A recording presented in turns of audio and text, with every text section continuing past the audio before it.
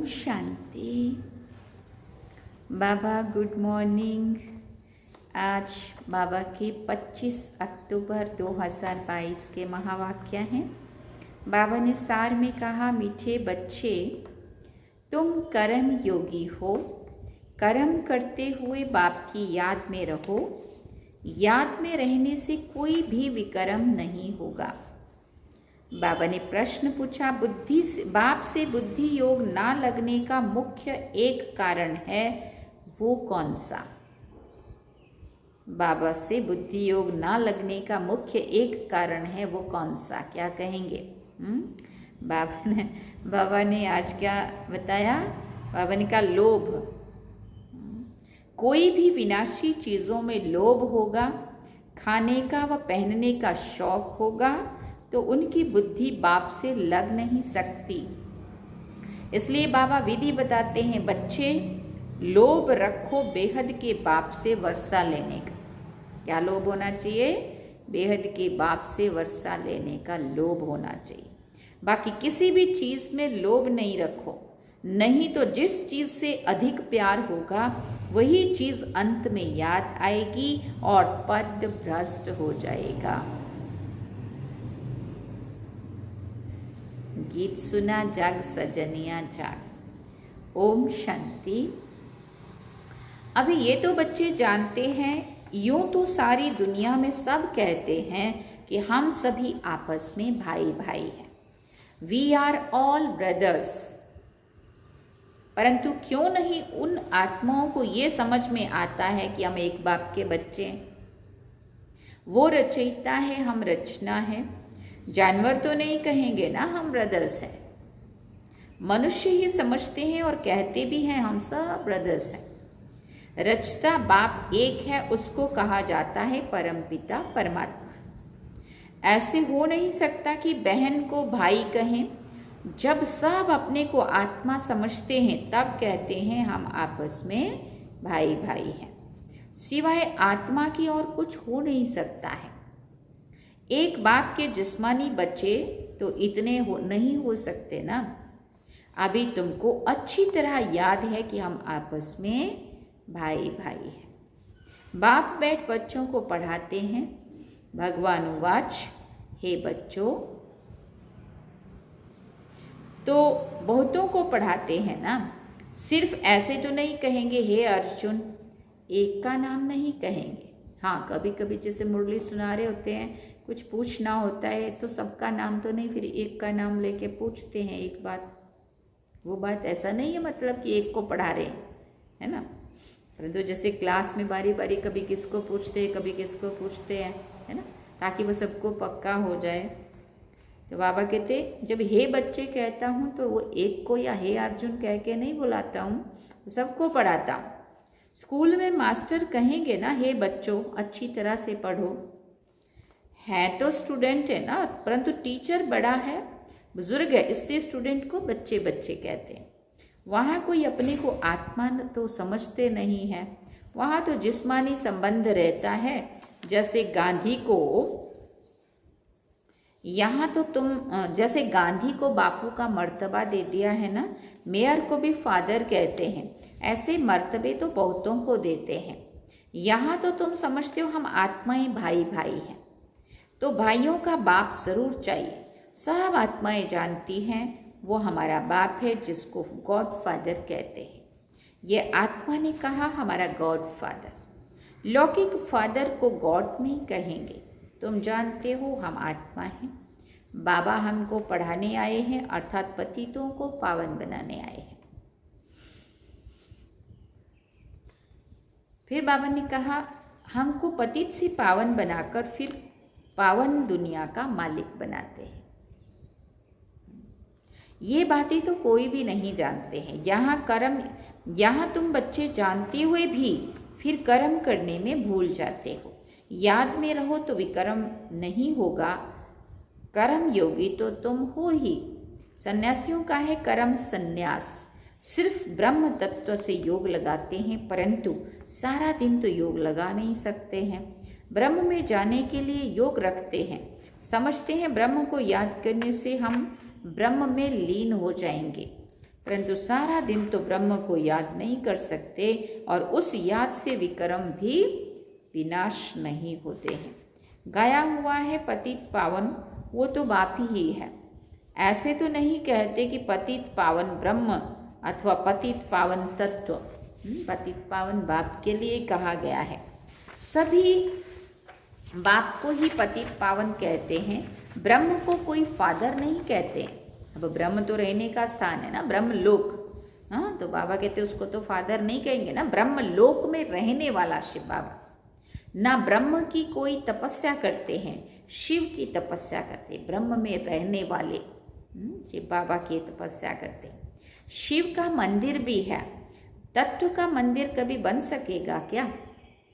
मिट्टी का मंदिर, पत्थर का मंदिर या वायु का, हवा का, ऐसे मतलब मंदिर बनते हैं क्या? आग का। बाबा कहते तत्व का कभी मंदिर बनता है क्या? ब्रह्म में तो अंडे सदृश आत्माएं रहती हैं, इसलिए शास्त्रों में ब्रह्मांड कहा गया है। ये नाम कोई है नहीं, वो घर है। जैसे आकाश तत्व में कितने साकारी मनुष्य रहते हैं, वैसे वहाँ फिर आत्माएं रहती हैं। तुम बच्चे जानते हो बाबा से हम ड्रामा के आदि मध्य अंत की नॉलेज ले, सारे राज को जानकर, सारे झाड़ की नॉलेज समझकर मास्टर बीज रूप बन जाते हैं। परमपिता परमात्मा में सारी नॉलेज है, हम उनके बच्चे हैं। वो बैठ समझाते हैं इस कल्प वृक्ष की उत्पत्ति, पालना और संहार कैसे होता है। उत्पत्ति कहने से जैसे नई दुनिया उत्पन्न करते हैं, स्थापना अक्षर ठीक है। ब्रह्मा द्वारा पतितों को पावन बनाते हैं, पतित पावन अक्षर जरूर चाहिए। सतयुग में सब सदगति में है और कलयुग में सब दुर्गति में है। क्यों, कैसे दुर्गति हुई, ये कोई को पता नहीं है। गाते भी हैं सर्व का सदगति दाता एक है। आत्मा समझती है ये एक खेल है। बाप की महिमा गाते हैं सदा शिव, सुख देने वाला शिव। गाते भी हैं दुख हरता सुख करता। भारत में लक्ष्मी नारायण का राज्य था, अब तो नहीं है। लक्ष्मी नारायण को भगवान भगवती कहते हैं। उन्हों की राजधानी किसने स्थापन की? भगवान निराकार है ना, उनसे आत्माएं वर्षा पाती हैं। आत्मा ही 84 जन्म लेते लेते गिरती आती है, गिरते गिरते दुर्गति को पाती है। ये बात समझानी है। परमपिता परमात्मा सर्वव्यापी नहीं है, वो बाप सदगति दाता है। हम सब भाई भाई हैं, ना कि बाप। ऐसे थोड़ी कहा जाता है फादर ने ब्रदर्स का रूप धरा है, फादर ने ब्रदर्स का रूप धरा है, ऐसा थोड़ी बोलेंगे। हाँ, बाप ने भाई का रूप रचा लिया हुआ है, नहीं। इसलिए पहले ये बताओ कि परमपिता परमात्मा से तुम्हारा क्या संबंध है। लौकिक संबंध को तो सभी जानते हैं। आत्माओं का है निराकार बाप, उनको हेवनली गॉड फादर भी कहते हैं। फादर ने जरूर नई रचना का मालिक बनाया होगा। अभी हम मालिक नहीं हैं, हम सुखी थे, फिर दुखी किसने बनाया ये नहीं जानते हैं। आधा कल्प से रावण का राज चला है, तो भारत की ये हालत हुई है। भारत परमपिता परमात्मा की बर्थ प्लेस है। भारत में भगवान आया है, जरूर स्वर्ग स्थापन किया होगा ना, जरूर स्वर्ग स्थापन किया होगा ना। शिव जयंती भी मनाई जाती है, तुम लिख भी सकते हो हम फलाना बर्थडे मना रहे हैं। हाँ, जैसे 86 मनाया ना पहले। तो मनुष्य वंडर खाएंगे, ये क्या कहते हैं, बधाई दो। बताओ हम पतित पावन सदगति दाता परमपिता परमात्मा शिव की जयंती मना रहे हैं। जन्म मरण के चक्कर में नहीं आता, वो तो क्लियर करना है, उनको समझाना है कि उनका हमारे जैसे 5 तत्वों के प्रकृति के बने हुए शरीर का ऐसा जन्म नहीं होता, परंतु पर काया प्रवेश करते है ना, साधारण तन का आधार लेते, ये उनको समझा सकते हैं। अलौकिक अवतरण, जन्म नहीं अवतरण, उस दिन बहुत साधना मना करना चाहिए। सर्व के सदगति दाता की जयंती कम बात है क्या? एरोप्लेन द्वारा बड़े बड़े पर्चे बड़े बड़े शहरों में गिराने चाहिए, तो अखबारों में भी पड़ेगा। बहुत सुंदर सुंदर कार्ड बनाने चाहिए, मोस्ट विलव्ड बाप की बहुत महिमा लिखनी चाहिए। भारत को फिर से स्वर्ग बनाने आया है, वही बाप राजयोग सिखा रहे हैं। वर्षा भी वही देते हैं। शिव जयंती के कार्ड बहुत अच्छे सुंदर छपाने चाहिए। देखो बाबा शिवरात्रि को याद कर रहे हैं आज दिवाली के दिन। प्लास्टिक पर भी छप सकते हैं, परंतु अर्जुन छोटी बुद्धि है, राजा रानी कोटों में कोई बनेगा। बाकी जरूर अलबेले जो होंगे वो प्रजा बनेंगे। माला 108 की है, बाकी प्रजा तो बहुत होगी। ऐसे भी नहीं कि हम तो अलबेले हैं, खूब पुरुषार्थ करना चाहिए। बाबा समझाते हैं बहुत हैं, परंतु अमल में मुश्किल लाते हैं। यहाँ अपने को अल्लाह के बच्चे समझते हैं, बाहर निकलने से माया उल्लू बना देती है। इतनी कड़ी माया है। सुना क्या करती है माया हालत। बाबा कहते तुम सबकी पढ़ाई और पद को बाबा कहते राजाई लेने वाले थोड़े निकलते हैं, चंद्रवंशी को भी हम नापास कहेंगे। तुम सबकी पढ़ाई और पद को जानते हो। दुनिया में रामचंद्र के पद को कोई जानता होगा? बाबा अच्छी तरह से समझाते कैसे हम शिव जयंती के लिए फर्स्ट क्लास निमंत्रण बनावें जो मनुष्य चक्रित हो जाए। विचार सागर मंथन गाया हुआ है, शिव बाबा को थोड़ी विचार सागर मंथन करना है। ये बच्चों का काम है। बाबा राय देते हैं किसी की बुद्धि में आए और काम ना करे तो बाबा उनको अनाड़ी कहेंगे। बच्चे जानते हैं परमपिता परमात्मा हमको ब्रह्मा द्वारा विष्णुपुरी का मालिक बना रहे हैं। शंकर द्वारा विनाश होना है, त्रिमूर्ति ऊपर खड़ा है। तुम सब पंडे हो जो रूहानी यात्रा सिखलाते हो। तुम भी लिख सकते हो सत्यमेव जयते। बरोबर सत्य बाबा हमको विजय पाना सिखाते हैं अथवा विजय प्राप्त कराते हैं। कोई ऐसे ऐतराज उठाओ तो उनको समझाना है। बाबा का ख्याल चला कि शिव जयंती कैसे मनानी चाहिए। गीता का भगवान शिव है, ना कि श्री कृष्ण। इसका बहुत प्रचार करना है। वो रचयिता और वो रचना। वर्षा किससे मिलेगा? श्री कृष्ण है पहली रचना। दिखाया है सागर में पीपल के पत्ते पर श्री कृष्ण आया। ये है गर्भ महल की बात। स्वर्ग में गर्भ महल में मौज रहती है, यहाँ नरक में गर्भ जेल में फटकते हैं, तड़पते अंदर। सतयुग में गर्भ महल, कलयुग में गर्भ जेल होता है। श्री कृष्ण का चित्र कितना अच्छा है ना। नरक को लात मार रहे हैं। श्री कृष्ण के 84 जन्म भी लिखे हुए हैं। भगवान उवाच तुम अपने जन्मों को नहीं जानते हो, मैं तुमको बतलाता हूँ। तो जिसने पूरे 84 जन्म लिए हैं उनको ही समझाता हूँ। फिर बाबा ने कहा कितना सहज है ना। साथ में मैनर्स भी चाहिए, लोभ रखना चाहिए बेहद के बाप से वर्षा लेने का, और कोई भी चीज़ का लोभ नहीं चाहिए। ऐसी कोई चीज़ अपने पास नहीं रखनी चाहिए जो बुद्धि जाए, नहीं तो पथ भ्रष्ट हो जाएगा। देह सहित जो कुछ है सबसे बुद्धि निकालनी है। एक बात को याद करना है, कोई मनुष्य बहुत फर्नीचर रखने वाला होगा तो मरने समय वो याद आता रहेगा। जिस वस्तु से जास्ती प्यार होगा वो पिछाड़ी में याद जरूर आएगी। इसलिए बुद्धि से पहले से डिटैच होने का अभ्यास करना चाहिए। बाप बच्चों को समझाते कोई भी चीज़ लोभवश छिपाकर मत खाओ, मत रखो। यज्ञ से हर चीज़ मिल सकती है, छुपा के कुछ रखा तो बुद्धि जरूर लटकेगी। बाबा का फरमान है, शिव बाबा का भंडारा है, बच्चों को सब कुछ मिलना है। ऐसा भी ख्याल नहीं आना चाहिए कि फलाने को साड़ी अच्छी पड़ी है हम भी पहने। समझो बड़े हैं, सीनियर हैं, अगर समझो उन्होंने अच्छा पहना भी, बड़ों के पास जाना बैठना होता है, बड़े तो बड़े होते हैं, अगर उनके पास कुछ अच्छा भी दिखा तो हम कहें हाँ देखो उन्होंने तो बहुत अच्छी पहनी है, हमारे पास ऐसी होनी चाहिए। अरे तुम बाप से राजाई का वर्षा लेने आई हो या साड़ी का वर्षा लेने आई हो?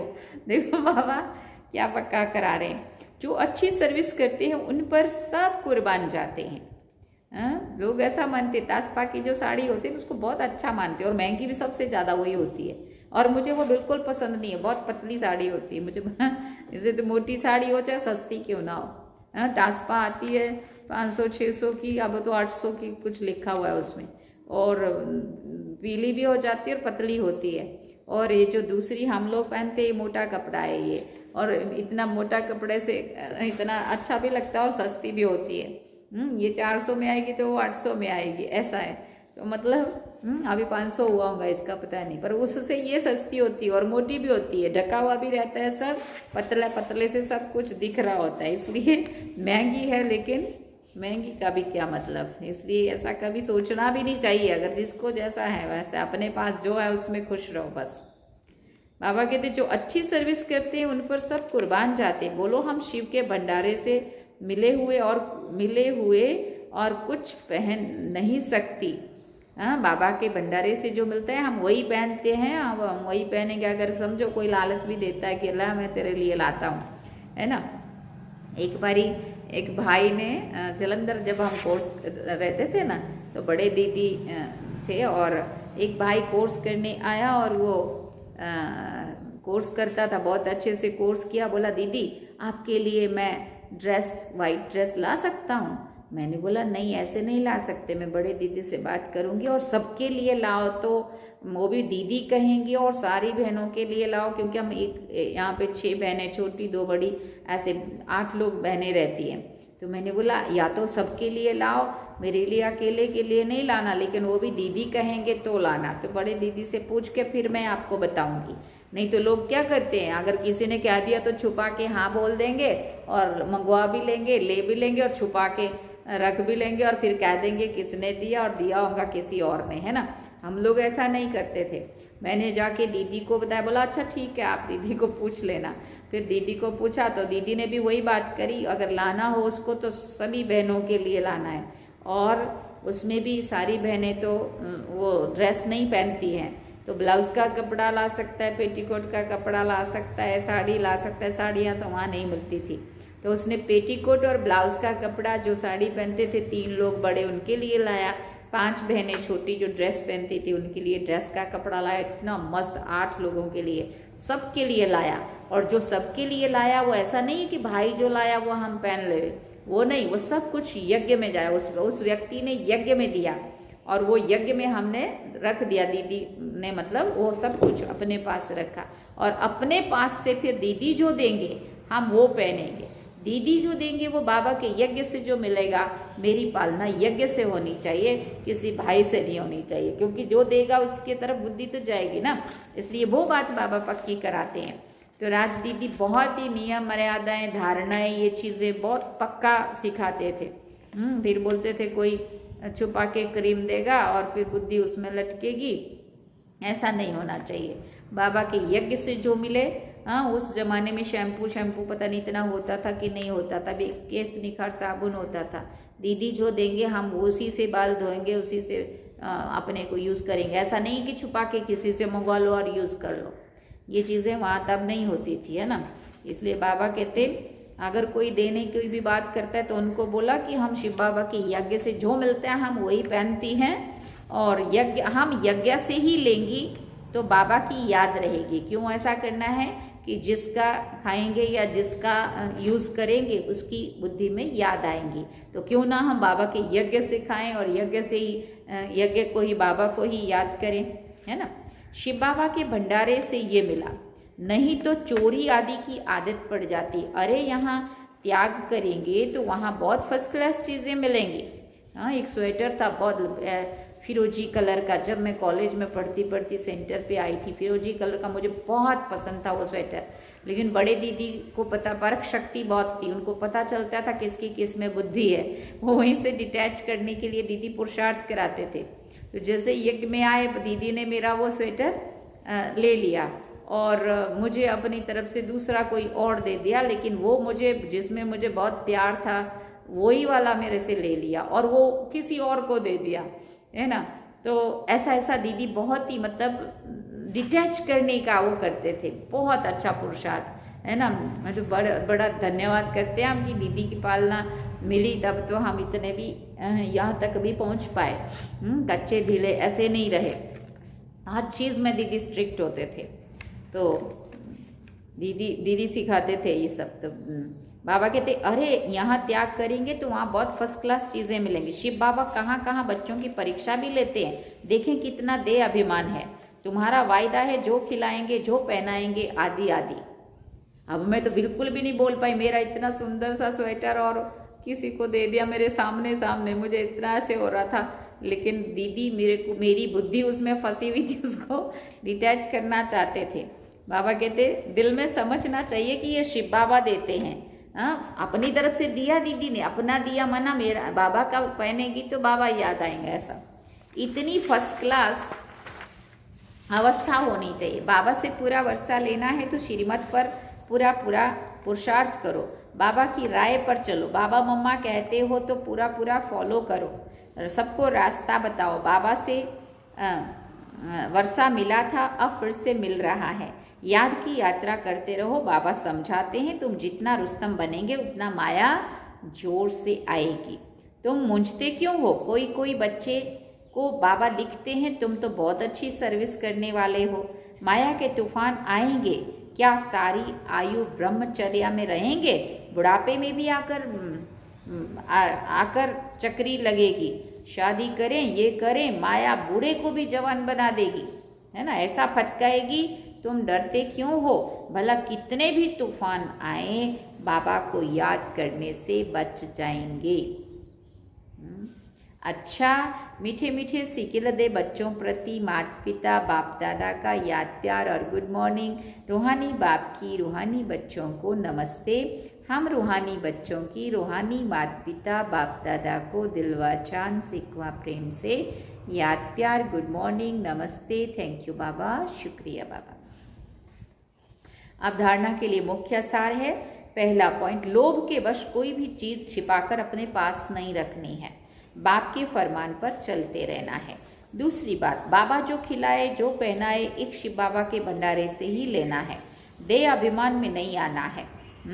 अब देखो पहले के जमाने में देखो दादियाँ, हमने 10 साल तपस्या की तो दादी से जो बैज मिला हम वही लगा सकते हैं। अगर किसी के पास पैसा है और साल नहीं हुए अभी 2-5 नहीं, और हम गोल्डन बैज क्योंकि मेरे बाप के पास है इसलिए मैं बड़ा बना सकती हूँ या पहन सकती हूँ, तो वो तो खुद बनाया और खुद पहना, तो वो क्या डिग्री हुई? खुद ही पढ़े और खुद को खुद सर्टिफिकेट खुद ही दे दिया, ये तो मेडल होता है ना। दादियों के द्वारा जो मिला वही हमें मान्य रखना होता है ना। लेकिन उस जमाने में 10 साल का छोटा सा बैज, फिर 20 साल हुआ तो थोड़ा सा बड़ा बना, 30 के ऊपर थोड़ा बड़ा, तो इससे पता चलता था सीनियर जूनियर का। अब तो कुछ भी पता नहीं चलता, बोलते पैसे मेरे बाप ने दिए हैं, मेरे पापा ने बनाया है, मेरे घर से बनाया है ना, जो भी है। और छोटी छोटी बहनें भी सीनियर से भी बड़ा बड़ा बैज बना के अपना को सीनियर दिखा के, मतलब वो अंदर तो आत्मा को तो पता है ना मेरा पुरुषार्थ क्या है, मेरे साल कितने हैं, है ना, मैं सीनियर हूँ कि जूनियर हूँ या क्या भी हूँ। तो बाबा कहते ये चीज़ें बाबा के यज्ञ से, बाबा जो देगा जो खिलाएगा जो पिलाएगा अपनी मर्जी से बना भी लिया पहन भी लिया, क्या बड़ी बात हो गई, है ना। बाबा जो खिलाए जो पहनाए, हाँ, एक शिव बाबा के भंडारे से ही लेना है, दे अभिमान में नहीं आना है, मम्मा बाबा को पूरा फॉलो करना है। वरदान में बाबा ने कहा सर्व खजानों को बांटते और बढ़ाते सदा भरपूर रहने वाले बालक सो मालिक भव। बाप ने सभी बच्चों को एक जैसा खजाना देकर बालक सो मालिक बना दिया है। खजाना सबको एक जैसा मिला है, लेकिन यदि कोई भरपूर नहीं है तो उसका कारण है कि खजाने को संभालना व बढ़ाना नहीं आता है। बढ़ाने का तरीका है बांटना और संभालने का तरीका है खजाने को बार बार चेक करना। अटेंशन और चेकिंग ये दोनों पहरे वाले ठीक हों तो खजाना सदा सेफ रहता है। स्लोगन में बाबा ने कहा हर कर्म अधिकारीपन के निश्चय और नशे से करो तो मेहनत नहीं करनी पड़ेगी। हर कर्म अधिकारीपन के निश्चय और नशे से करो तो मेहनत नहीं करनी पड़ेगी। अच्छा, ओम शांति। ये थे आज के बाबा के महावाक्य। बाबा ने सार में कहा मीठे बच्चे तुम कर्म योगी हो, कर्म करते हुए बाप की याद में रहो। याद में रहने से कोई भी विकर्म नहीं होगा। और गीत क्या सुना? जाग सजनिया जाग। शांति। ये थे बाबा के आज के महावाक्य। अब हम बाबा को याद करेंगे। अब आज तो भोग नहीं है, पिछले कल दिवाली का हम सब ने भोग लगाया। अभी आने वाले कल गुजरात में नया साल भी मनाते हैं और भैया दूज भाई बीज भी मनाते हैं, तो वो दोनों ही दिन का भोग आने वाले कल लगेगा, है ना, 26 तारीख को।